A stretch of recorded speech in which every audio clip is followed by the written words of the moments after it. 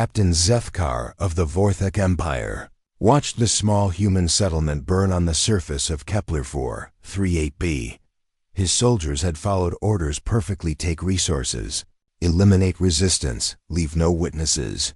But when they dragged the screaming 8-year-old human child onto their ship for biological sampling, the alien captain had no idea what he had just done. He had just declared war on the most terrifying military force in the galaxy. The Vorthak Empire was about to discover why Earth's army existed, and why every species in known space whispered one rule: never touch human children. New Eden Colony was humanity's crown jewel in the Outer Rim. 50,000 settlers had built something beautiful on Kepler 438b farms stretching to the horizon. Children playing in crystal-clear rivers, families living the dream of a peaceful life. Among the stars, the planet's twin suns painted everything in golden light, and the air smelled of earth flowers that had somehow thrived in alien soil. Before we jump back in, tell us where you're tuning in from, and if this story touches you, make sure you're subscribed, because tomorrow I've saved something extra special for you. 8-year-old Emma Chun was like any kid growing up on the frontier. She helped her parents in their hydroponic gardens, chased butterflies that glowed in the alien sunset, and dreamed of becoming a starship pilot like the heroes in her storybooks. Her laugh could be heard across the settlement as she raced through the cornfields with her friends, playing games that children have played for centuries. The colony had been established for 12 years without incident. No hostile alien contact.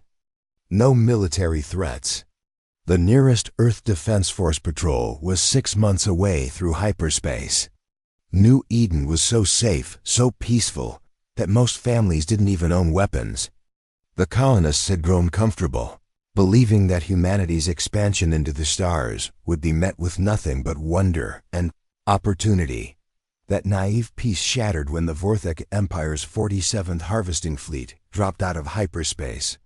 Like a plague of metal locusts, the Vorthak were known across the galaxy as resource extractors, a species that had consumed 17 star systems, leaving nothing but stripped husks behind. They would take anything valuable: minerals, technology, rare elements, and sometimes biological specimens for their twisted research programs. The attack was swift and methodical. Orbital bombardment disabled the colony's communication arrays and defensive shields in the first 3 minutes. Landing craft descended like metal vultures, each one disgorging dozens of Vorthak soldiers 8 foot tall, reptilian warriors encased in powered armor that made them nearly invulnerable to civilian weapons. The colonists fought with everything they had. Farmers grabbed hunting rifles and construction tools. Teachers barricaded schools full of children. Emma's father, Dr. James Chun, died protecting the community center where families had gathered for safety. Her mother, Maria, fell defending the elementary school where 30 terrified children huddled in a supply closet. Emma Chun hid in the ruins of her family's greenhouse for 6 hours, watching through shattered glass as alien soldiers methodically dragged away anyone still breathing. Bodies of her neighbors lay scattered in the streets. The settlement that had been her entire world was now a smoking graveyard. She thought the thick vegetation would hide her. She thought they hadn't seen her small form trembling behind the hydroponic tanks. She was catastrophically wrong. Captain Zeth'kar personally observed the human child through the laboratory's reinforced viewing port aboard his flagship. To him, she was specimen number 47Ca, a small, weak creature from a species that had only recently developed primitive interstellar travel. Her tears meant nothing. Her screams were just acoustic data to be recorded. The Vorthak had sampled thousands of species across dozens of worlds. They had cataloged the biology of the silicon-based crystallians, the gas-form nebuloids, even the energy beings from the vortex systems. Humans were unremarkable, soft, slow, with no natural weapons or impressive technological achievements. Just another primitive race to be studied, catalogued, and ultimately discarded when their usefulness ended. But as Emma Chun's terrified screams echoed through the ship's hull and her small fists beat helplessly against the restraints, something extraordinary was happening 6 light-years away at Sol System. Every human colony was equipped with quantum entanglement beacons, technology so advanced that most alien species didn't even suspect it existed. These devices created instantaneous communication across any distance, unbound by the normal laws of physics. When colonists were in extreme distress, when human children were in mortal danger, these beacons automatically transmitted crucial biological data back to Earth. Emma's elevated stress hormones, her unique genetic markers, her brain activity patterns showing absolute terror, all of it was transmitted instantly to the underground command centers of Sol System. Admiral Sarah Martinez stood in the war room buried 3 miles beneath Earth's surface, her cold gray eyes scanning the incoming data streams from New Eden Colony. 50,000 humans confirmed dead. 12 survivors captured and being transported to enemy ships. 1 child, 1 8-year-old girl currently undergoing what the aliens considered biological sampling, but what any human would recognize as torture. The Admiral's voice was perfectly calm when she spoke the words that would reshape galactic politics forever. Activate Protocol 7. Full deployment authorization granted. Rules of engagement. Leave nothing alive that bears Vorthak DNA. Captain Zeth'kar and his harvesting fleet had just triggered the one thing in the universe that could destroy not just their ships, but their entire empire. They had harmed a human child, and now they were about to learn the terrible truth about why Earth's army existed and why it had spent 2 centuries preparing for exactly this moment. What Captain Zeth'kar didn't understand, what no alien species in the galaxy truly comprehended, was that humanity had been preparing for this exact moment for over 2 centuries. Not for war against any specific enemy, but for the day when someone would be foolish enough to harm a human child. The Galactic Council had always viewed Earth's military buildup with suspicion and condescension. Humanity was barely 300 years into interstellar travel, a cosmic infant compared to civilizations that had ruled the stars for millennia. When Earth requested permission to establish defensive installations throughout human space, the Council's response was predictably bureaucratic. File the proper forms, submit to inspections, limit your fleet sizes to approved quotas. Earth had smiled, nodded, and completely ignored every single restriction. While other species focused on trade routes and territorial expansion, humanity had spent 2 centuries building something the galaxy had never seen before: a military infrastructure designed around a single, non-negotiable principle. Every human life was sacred. Every human child was irreplaceable. And anyone who threatened either would face the full wrath of a species that had clawed its way up from planetary apex predators. Admiral Sarah Martinez had been 12 years old when the Drakmori incident occurred, the first time aliens had taken human civilians for experimentation.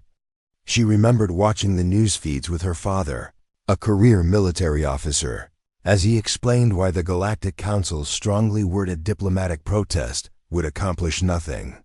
That night, she decided to join Earth Defense Command, not to explore the stars, but to ensure no human child would ever suffer what those Drakmori captives had endured.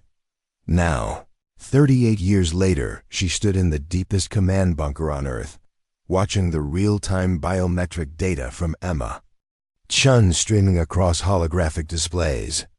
Heart rate, 180 beats per minute. Cortisol levels, extreme. Brain scans showing patterns consistent with severe psychological trauma. And underneath it all, the quantum signature that marked her as unquestionably human, unquestionably innocent, and unquestionably under attack. "Ma'am," Lieutenant Commander Torres approached with a data tablet, his face grim. "We have confirmation of the attacking force. Vorthak Empire 47th Harvesting Fleet, commanded by Captain Zeth'kar. Intelligence indicates this is the same unit responsible for the Altair Nebula, cleansing, and the Proxima strip mining operation. Admiral Martinez studied the tactical data with the cold precision that had made her the youngest fleet admiral in Earth's history. 12 Vorthak heavy cruisers, 18 destroyers, and 47 support vessels. A formidable force by any conventional military standard. More than enough firepower to glass an entire planet. It wouldn't be nearly enough. What's our current fleet disposition? Martinez asked, though she already knew the answer. Every ship, every weapon, every soldier in Earth's military was tracked in real time through quantum encrypted networks that updated faster than light itself. Terra Defense Group has 18 dreadnoughts ready for immediate deployment, Torres reported. Mars Expeditionary Force can launch 12 heavy assault carriers within the hour. The Titan shipyards are releasing the new Omega-class battleships from their trials. And Admiral Chun's Deep Space Fleet is already moving to intercept from the Centauri system. Martinez allowed herself a thin smile. Admiral Chun? Any relation to our Emma? Her great-uncle, ma'am. He's requested permission to lead the Vanguard personally. Granted. And Lieutenant Commander? Yes, ma'am. Signal all Earth defense installations from Mercury to Pluto. Authorization code Omega-77. Full mobilization of the Hidden Fleet. Torres's eyes widened slightly. The Hidden Fleet was a closely guarded secret warships built in the shadow of Jupiter's moons. Staffed by volunteers who had officially died in training accidents, equipped with technology that wouldn't be declassified for another century. Most of Earth's own government didn't know it existed. Ma'am, that's 1,200 vessels. The Galactic Council will do exactly what they've always done. Nothing. Martinez's voice carried the cold fury of a species that had been underestimated for far too long. They'll call emergency sessions. They'll demand explanations. They'll threaten sanctions and trade embargoes. And while they're talking, we'll be saving Emma Chun and making sure the Vorthak Empire learns why humans don't negotiate with child. Killers. The command center erupted into controlled chaos as officers implemented orders that had been planned, rehearsed, and refined for decades. Communications networks activated that spanned the entire Sol system. Weapons platforms that had been disguised as asteroid mining operations revealed their true purpose. Ships that existed only in classified databases began powering up their engines. But Admiral Martinez wasn't watching the tactical displays anymore. She was looking at a different screen, one showing Emma Chun's face, reconstructed from colonial records. A little girl with dark eyes and a bright smile, who probably still believed that adults could protect children from the monsters in the dark. How long until first contact with the Vorthak fleet? Martinez asked. Admiral Chun's Vanguard will reach them in 18 hours. The main fleet will arrive 6 hours later. And Emma? Torres consulted his readings from the quantum beacon. Still alive, ma'am. Still fighting. Preparing and narrating this story took us a lot of time. So if you are enjoying it, subscribe to our channel. It means a lot to us. Now back to the story. Martinez nodded, then activated the command channel that would broadcast her next words to every human military installation in known space. This is Admiral Martinez, Earth Defense Command. Today, the Vorthak Empire made the mistake of taking one of our children.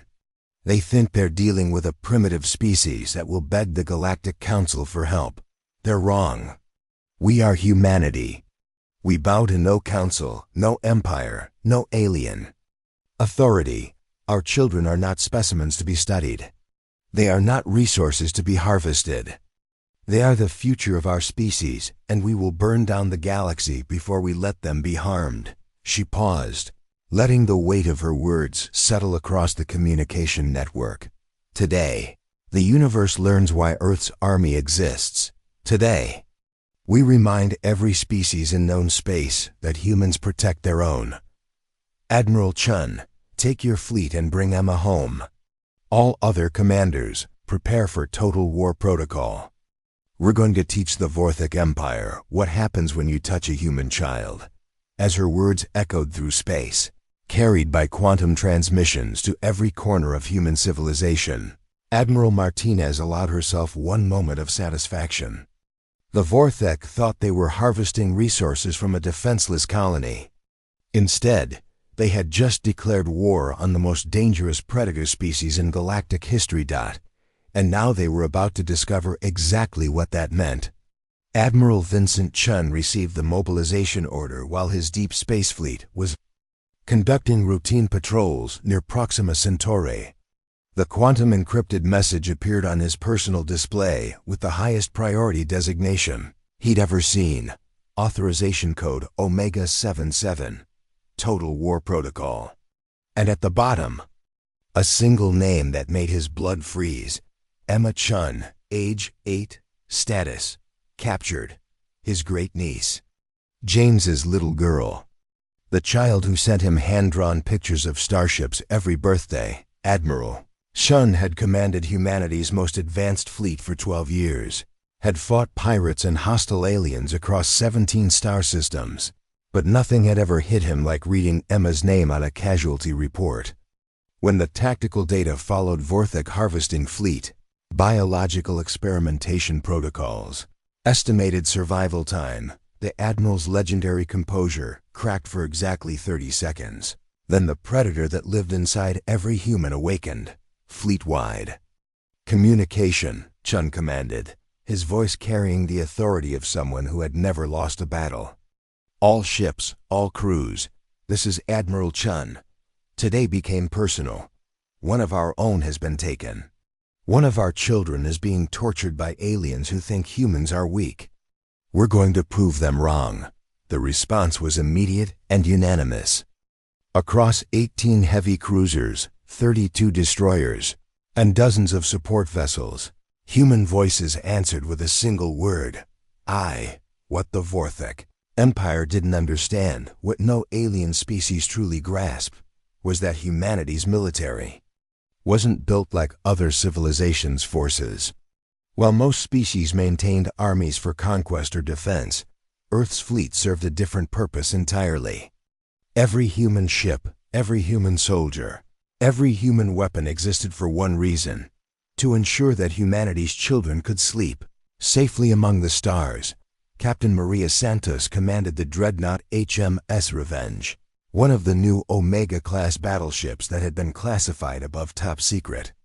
As Admiral Chun's Vanguard orders reached her bridge, she felt the familiar cold fury that had driven her to join Earth Defense Command 20 years ago. Her own daughter had been killed in the Drakmori incident, the atrocity that had shaped an entire generation of human military officers. Helm, plot intercept course for the Vorthak fleet, Santos ordered. Maximum sustainable velocity. Engineering, I want every reactor running at 110%. I don't care if we burn out the engines, we can rebuild engines. We can't rebuild that little girl's childhood. The HMS Revenge wasn't just a warship, it was a statement of human engineering philosophy. While alien vessels prioritized efficiency and standardization, human ships were built with one principle: overwhelming superiority at the point of contact. The Revenge carried enough firepower to destroy small moons, armor thick enough to withstand direct hits from antimatter weapons, and shield generators that could deflect the energy output of a star. But it wasn't the largest ship responding to Admiral Martinez's call. In the asteroid belt beyond Mars, installations that had been disguised as mining operations began revealing their true purpose. What appeared to be industrial platforms suddenly unfolded into massive shipyards, their hidden hangars disgorging vessels that existed in no official records. The Hidden Fleet, Earth's ace in the hole, built in secret over 2 centuries of careful preparation. Admiral Jackson Hayes commanded the HMS Nemesis, a ship so classified that only 17 people in Earth's government knew it existed. The Nemesis was humanity's first planet killer, a vessel designed not for conquest, but for the complete annihilation of any species foolish enough to threaten human children. It had been built in the shadow of Jupiter's moon Europa, staffed by volunteers who had officially died in training accidents, and equipped with technology that wouldn't be declassified for another century. "Sir," his tactical officer reported, "we're receiving deployment orders. Target, Vorthak 47th Harvesting Fleet. Mission parameters, total extermination." Hayes nodded grimly. He had hoped this day would never come, but he'd spent 15 years preparing for it. "Signal the hidden fleet. All vessels are to converge on the target coordinates. Rules of engagement. Anything that isn't human dies. Across the Sol system, humanity's true military power began to reveal itself. From Mercury's solar collection arrays, which were actually disguised weapon platforms, to the research stations orbiting Neptune that housed humanity's most advanced warships, Earth's children were coming home. But the most terrifying response came from an unexpected source. On Luna Base, in a facility buried 5 miles beneath the moon's surface, Dr. Elizabeth Morrison received the activation codes for Project Lazarus. For 30 years, she had worked on humanity's most classified research program, the resurrection and enhancement of Earth's greatest military minds.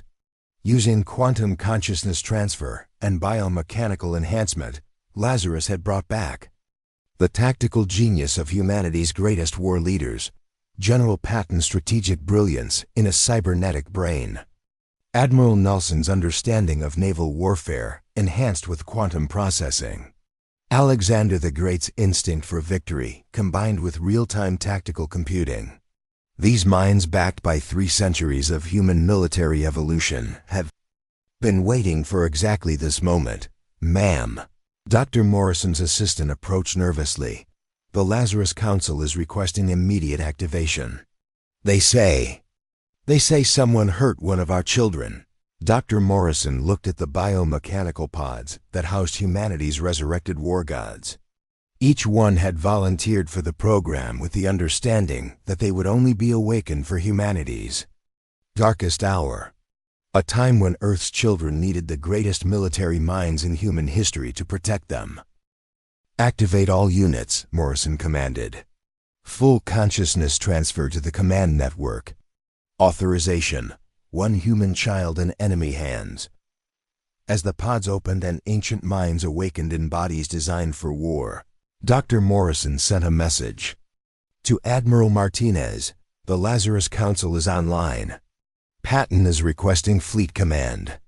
Nelson wants to coordinate the naval assault.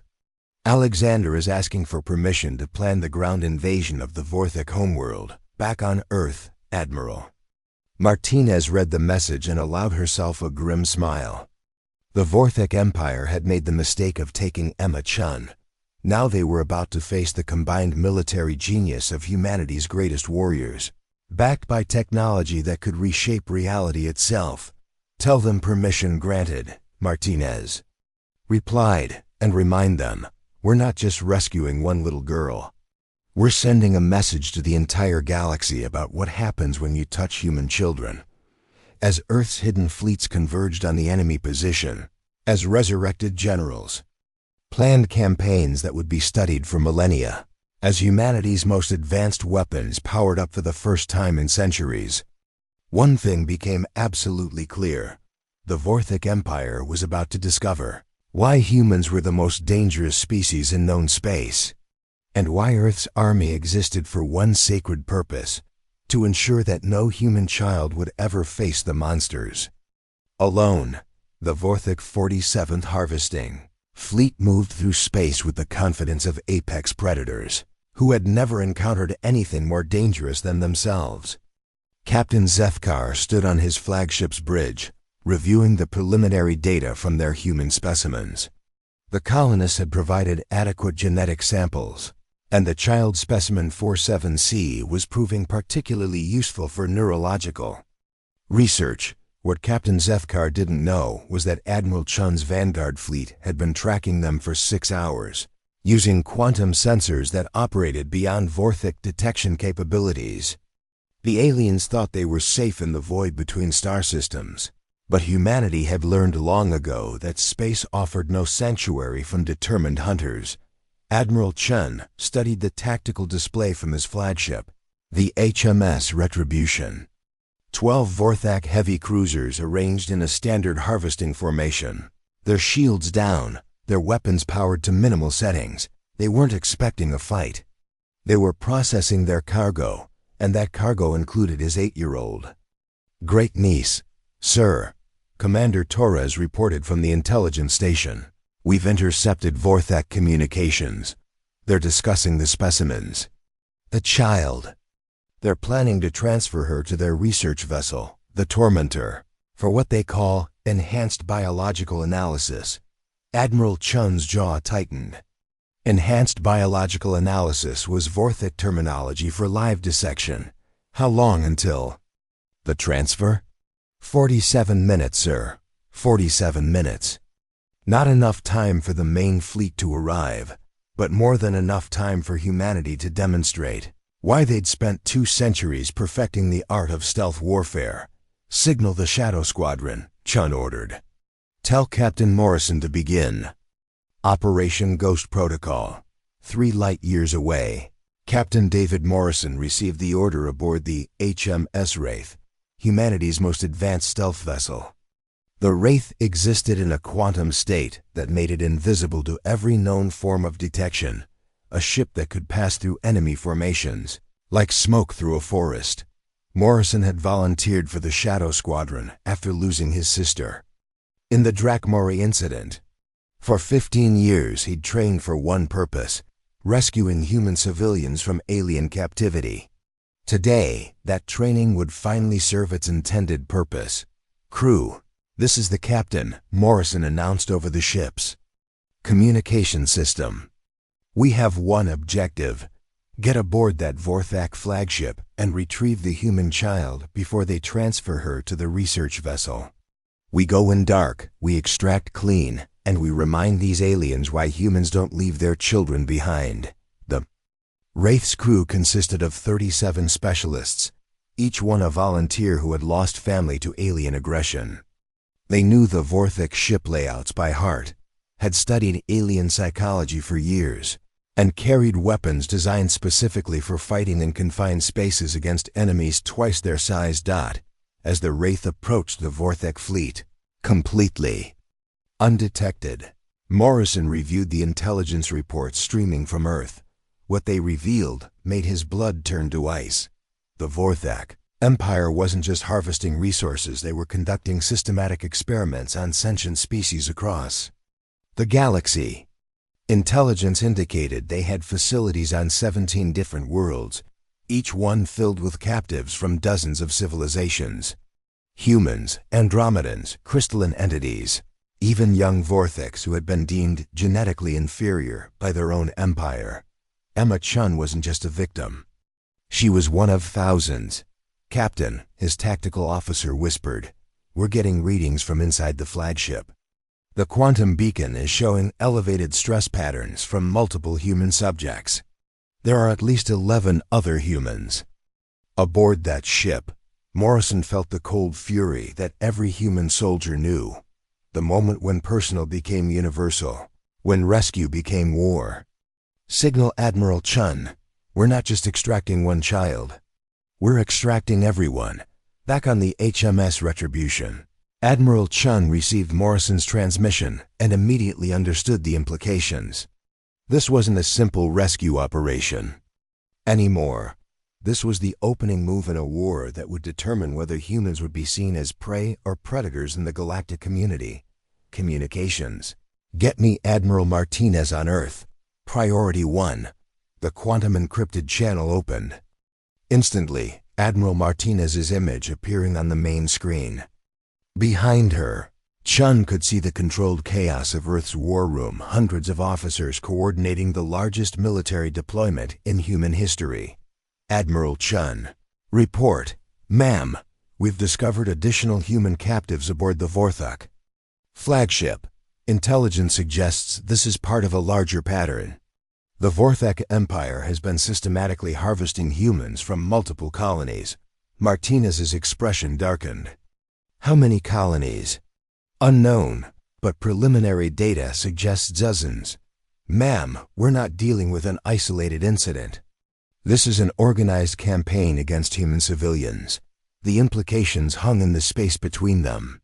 If the Vorthak had been taking humans for experimentation on a systematic scale, it meant Earth's policy of peaceful expansion had been seen as weakness. It meant that while humanity had been trying to find their place among the stars, alien empires had been viewing them as a resource to be exploited. Admiral Chun, you are authorized to expand the mission parameters. Rescue all human captives. Capture or eliminate all Vorthak personnel. And gather every piece of intelligence you can about their operations. Understood, ma'am. And after we rescue the captives? Admiral Martinez's smile was colder than the vacuum of space. After you rescue our people, Admiral, we're going to visit every Vorthak facility in known space. We're going to free every human they've taken. And then we're going to have a very serious conversation with the Galactic Council about what constitutes an act of war against humanity on the HMS Wraith. Captain Morrison watched the Vorthak flagship grow larger through his ship's quantum stealth displays. In 30 minutes, he would lead his team aboard an enemy vessel to rescue children who had been stolen from their families. But now he understood this was bigger than just Emma Chun. This was the moment humanity announced to the galaxy that they would not be victims. That human children were not specimens to be studied. That anyone who took humans captive would face the full wrath of a species that had clawed its way up from planetary apex predators. Team leaders. Final briefing in 5 minutes, Morrison announced. We're not just rescuing Emma, we're rescuing everyone. And we're sending a message that will echo across every star system in known space. Humans protect their own. As the Wraith moved into position for the most dangerous rescue operation in human history, Morrison looked at the faces of his crewmen and women who had volunteered to risk everything for children they'd never met. This was why Earth's army existed. Not for conquest, not for territory, but for moments like this. The Vorthak Empire was about to learn what happened when predators made the mistake of hunting humanity's young. The HMS Wraith materialized inside the Vorthak flagship's cargo bay, like a ghost becoming solid. For 30 seconds, the alien crew didn't even realize they had been boarded. By the time their sensors detected the intrusion, Captain Morrison and his team were already moving through the ship's corridors with lethal precision. The Shadow Squadron had trained for this exact scenario for 15 years. They moved in perfect silence, their quantum-dampened armor rendering them nearly invisible to Vorthak sensors. Each team member carried weapons designed specifically for shipboard combat rifles that fired depleted uranium rounds capable of punching through alien armor, and neural disruptors that could incapacitate even the largest Vorthak warriors. Morrison reached the detention level first, his heart pounding as he approached the cell where Emma Chun was being held. Through the reinforced viewport, he saw her, a small 8-year-old girl strapped to an examination table, alien instruments probing her arm while she screamed. The sight triggered something primal in Morrison's brain, the same protective fury that had driven humans to survive on Earth for millions of years. The Vorthak scientist never saw Morrison coming. One moment he was adjusting his instruments, the next he was collapsing as a neural disruptor beam shut down his nervous system. Morrison kicked the alien's body aside and rushed to Emma's restraints. Emma, I'm Captain Morrison, Earth Defense Force. Your uncle sent me to bring you home. The little girl's eyes, filled with terror and pain, suddenly blazed with hope. Uncle Vincent? He came for me. He came for you. And he brought friends. As Morrison freed Emma from the restraints, his team reported in through quantum-encrypted communications. Captain, we found them. 14 humans in the lower detention cells, ages ranging from 6 to 17. All alive, but they've been They've been subjected to extensive experimentation. Morrison felt his jaw clench. 14 children. 14 human children stolen from their families and tortured by aliens who saw them as laboratory specimens. The Vorthak Empire had just made the worst mistake in galactic history. Extract them all. Full medical support. And remember, any Vorthak who resists dies. But as the Shadow Squadron moved to rescue the other captives, alarms began blaring throughout the ship. The Vorthak crew had finally realized they were under attack, and they were responding with the overwhelming force of a species that had conquered. 17 Star Systems. Captain Zeth'kar burst into the detention level with 6 armored warriors, his reptilian face twisted with rage. "Human scum! How dare you board my ship? You will watch as I dissect your young one piece at a time." Morrison stepped in front of Emma, his rifle aimed directly at the Vorthak captain's head. "I've got a better idea. You're going to surrender. Your ship and your crew, or I'm going to show you what happens when humans get angry." Zeth'kar laughed, a sound like grinding metal. "One human against 6 Vorthak warriors? You are either brave or stupid." "Actually," Morrison said with a cold smile, "I'm neither." That's when Admiral Chun's fleet dropped out of hyperspace. The HMS Retribution and 17 other human warships materialized around the Vorthak formation like a steel trap closing. But these weren't the primitive human vessels the aliens expected. These were ships built by a species that had spent 2 centuries preparing for exactly this moment. Captain Zeth'kar watched through the ship's viewports as human dreadnoughts, twice the size of his heavy cruisers, powered up weapons that glowed with barely contained energy. His tactical displays showed readings that shouldn't have been possible. Human ships with firepower that rivaled entire Vorthak battle groups. Vorthak 47th Fleet. "This is Admiral Vincent Chun of the Earth Defense Force." The communication came through in perfect Vorthak language. "You have 30 seconds to surrender your ships and release all human captives. Refuse, and we will demonstrate why humans are the most dangerous species in known space." Zeth'kar snarled and activated his ship's main guns. "Humans do not give orders to the Vorthak Empire. Attack Pattern 7. Destroy these primitive his." Words were cut off as the HMS Retribution fired a single shot from its main cannon. The beam of pure energy struck the Vorthak flagship shields and punched through them like they were paper. The shot, carefully aimed, vaporized the ship's weapons array while leaving the crew compartments intact. That was a warning shot. Admiral Chun's voice continued calmly. "The next one removes your bridge. Surrender now." But the Vorthak fleet commander wasn't listening to reason. These aliens had built their empire on the belief that they were apex predators, that no species could match their military might. The idea that primitive humans could threaten them was incomprehensible. "All ships, attack formation. Show these mammals why the Vorthak Empire rules the stars." What happened next would be studied in military academies for centuries. The human fleet didn't just attack, they demonstrated the difference between warfare and extermination. Each human ship targeted specific systems on the enemy vessels with surgical precision. Weapons were destroyed. Engines were disabled. Command centers were eliminated. But crew compartments were left intact because humans fought wars to rescue their children, not to commit genocide. In 12 minutes, the entire Vorthak 47th Fleet was disabled.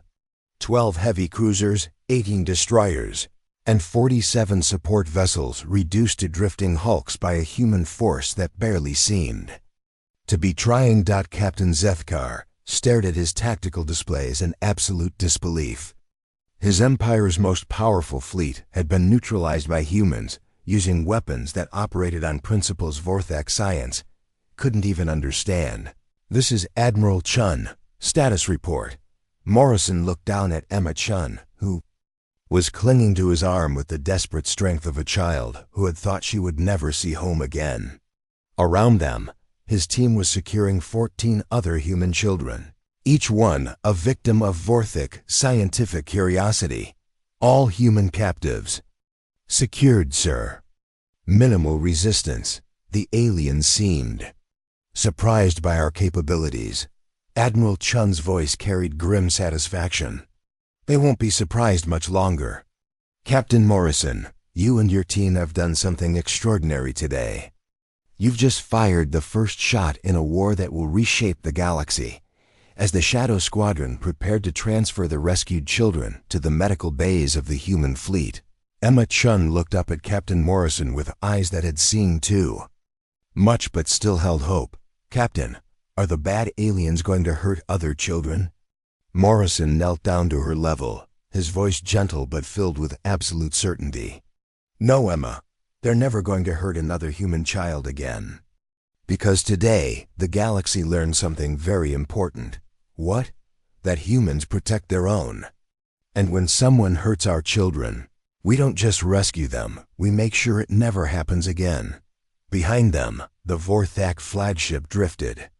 Powerless in space, its crew beginning to understand that they had just declared war on the wrong species. The battle was over. But the real war, the war to ensure no human child would ever be taken again, was just beginning. Emma Chun sat in the medical bay of the HM's Retribution, her small hand wrapped in her great-uncle's massive palm. The doctors had healed her. Physical wounds, but Admiral Chun could see the steel that had formed in her 8-year-old eyes, the same steel that lived in every human who had ever faced the monsters and refused to break. Uncle Vincent, she said quietly, there were other children on other ships. The aliens talked about them when they thought I couldn't understand. Kids from colonies I'd never heard of. Are you going to save them too? Admiral Chun looked down at his great-niece and felt a surge of pride that had nothing to do with military victory. Even after everything she'd endured, Emma's first concern was for other children she'd never met. This was why humanity would survive among the stars, not because of their weapons or their ships, but because of their refusal to abandon each other. Yes, Emma, we're going to save them all. And they did. Over the next 72 hours, the hidden might of Earth's military swept across known space like an avenging storm. Admiral Martinez's coordinates had been perfect. Every Vorthak facility, every slave camp, every research station where human children had been taken. The locations that had taken the Vorthak Empire decades to build were destroyed in 3 days of systematic surgical strikes. The Vorthak homeworld of Korath Prime received a visit from the HMS Nemesis, and the entire hidden fleet, Admiral Hayes, didn't bombard the planet. Humanity didn't wage war on civilians, even alien civilians. Instead, he simply appeared in orbit with enough firepower to turn the world to glass and sent a message to the Vorthak High Command. This is Admiral Hayes of the Earth Defense Force. You have 72 hours to release every human in your empire and provide full records of your experimentation programs. Comply, and your species will be allowed to continue existing. Refuse, and we will demonstrate what happens when humans decide a species is too dangerous to survive. The Vorthak High Command, faced with technology they couldn't understand and military power they couldn't match, surrendered within 6 hours. But the real revelation came when humanity's intelligence teams analyzed the captured Vorthak data. The systematic abduction and experimentation on human children wasn't just a Vorthak operation. It was part of a galactic conspiracy involving 7 different alien empires. For over a century, species across known space had been viewing humanity as a resource to be harvested, a primitive civilization whose children could be taken for scientific research without consequence.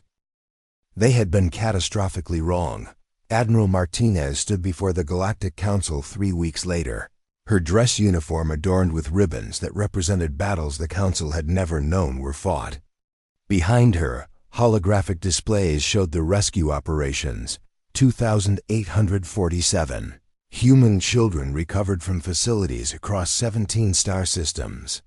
Medical data documenting years of experimentation.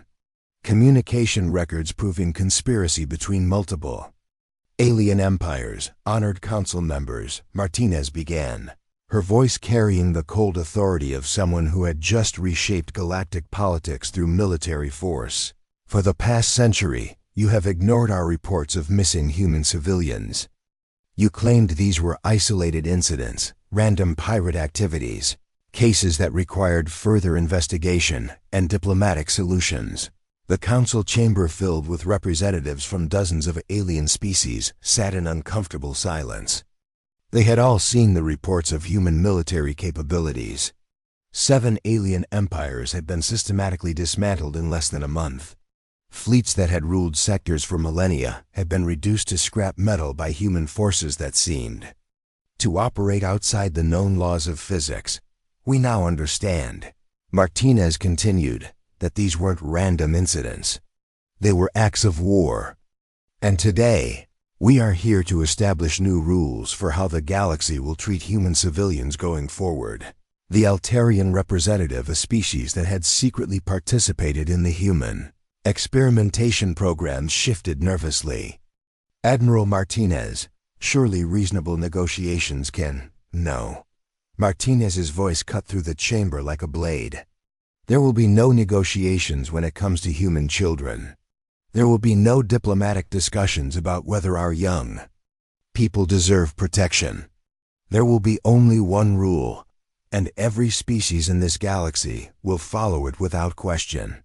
She activated a holographic display that showed the Earth Defense Force's true military strength. Thousands of ships emerging from hidden bases. Weapons platforms disguised as industrial facilities. Technology that could rewrite the fundamental forces of physics. The combined might of a species that had spent 3 centuries preparing for the day when someone would be foolish enough to threaten their children. The rule is simple, Martinez said. Any species that harms a human child will face the full military might of Earth. Any government that allows its citizens to experiment on human civilians will be removed from power. Any empire that views humans as resources to be harvested will be reduced to history. The silence in the chamber was absolute. But Admiral, the Vorthak representative, one of the few survivors of their high command, spoke hesitantly. Surely, the Council has authority to mediate these matters through established diplomatic. Admiral Martinez smiled. And every alien in the chamber felt their survival instincts scream warnings. The Galactic Council has authority over species that choose to recognize that authority. As of today, humanity withdraws from all Council jurisdiction. We will establish our own territories, enforce our own laws, and protect our own people. The galaxy is welcome to coexist with us peacefully, but they will do so understanding that human children are not specimens, not resources, and not subjects for alien curiosity. She paused, letting her words settle across the chamber.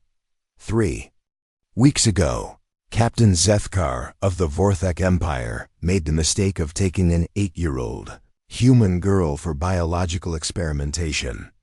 Today, his empire no longer exists.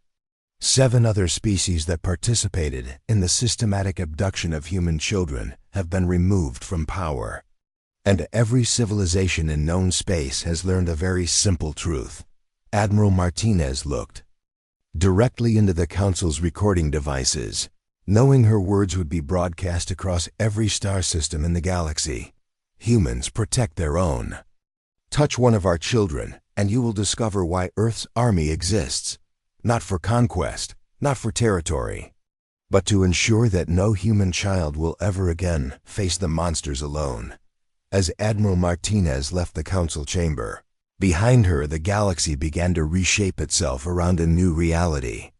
Humanity wasn't just another species seeking a place among the stars. They were apex predators who had evolved for one sacred purpose: to protect their young dot. And now every alien civilization in known space understood that some prey was too dangerous to hunt. Up next, you've got 2 more standout stories right on your screen. If this one hit the mark, you won't want to pass these up. Just click and check them out. And don't forget to subscribe and turn on the notification bell so you don't miss any upload from us.